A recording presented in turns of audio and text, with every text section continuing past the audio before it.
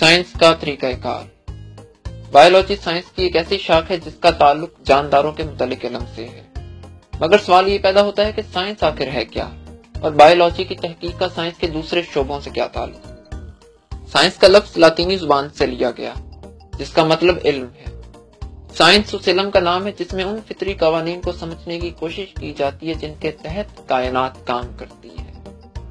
خصوصی طور پر سائنس علم کے اس مجموعے کو کہتے ہیں جسے سائنسی اصولوں کی بنا پر سائنسی طریقہ کار کو استعمال کرتے ہوئے حاصل کیا گیا ہو اور اچھی طرح سے پرکھا جا چکا ہو۔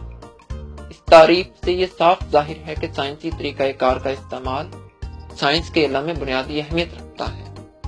سائنسی طریقہ کار تحقیق کا وہ طریقہ ہے جس میں تجربے اور مشاہدے کی اہمیت بہت زیادہ ہے۔ سائنسی طریقہ کار کے مختلف مراحل پر بعد میں بات کی جائے گی، مگر سب سے پہلے ہم اس طریقہ کار کی اساس کی طرف آتے ہیں، یعنی مفروضوں کو ایسے تجربات سے پرکھا جا سکے جنہیں بار بار دہرایا جا سکے۔ مفروضہ آخر ہے کیا؟ مفروضہ کسی فطری مظہر کی ممکنہ وضاحت کرتا ہے جسے تجربات سے پرکھا جا سکتا ہے۔ مثال کے طور پر آپ چیزوں کو دیکھتے ہیں، کیوں دیکھتے ہیں؟ یقینی بات ہے کہ آپ پہلے مشاہدہ کریں گے اور پھر بعد میں ایک مفروضہ قائم کریں گے کہ آپ چیزوں کو روشنی کی مدد سے دیکھتے ہیں۔ اندھیرے میں چیزوں کو دیکھنا ممکن نہیں ہوتا، اسی مفروضہ کہتے ہیں۔ اگرچہ سائنسی طریقہ کار سائنس کا بنیادی جزو ہے، لیکن سائنسی طریقہ کار خود سے مکمل سائنس نہیں ہے۔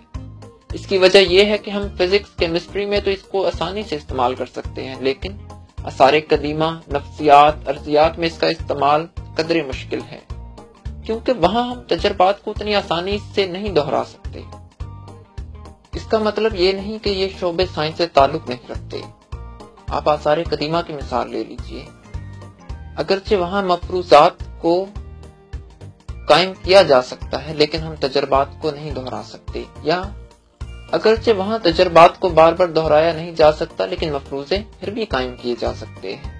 مثال کے طور پر کھنڈرات میں مٹی کے برتنوں کی دریافت کی بنا پر ماہرین یہ دعویٰ کر سکتے ہیں کہ وہاں پر کوئی قوم آباد تھی، کتنا عرصہ قبل آباد تھی، اس قوم کی تہذیب کے بارے میں ہم مفروضات قائم کر سکتے ہیں، اور پھر ان مفروضات کو کھنڈرات میں ملنے والی دوسری چیزوں کی مدد سے درست یا غلط ثابت کیا جا سکتا ہے۔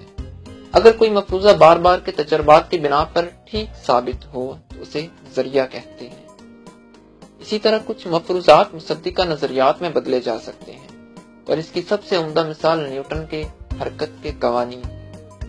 مشاہدات کی مصدقہ توجیہات کو نظریات کہا جاتا ہے۔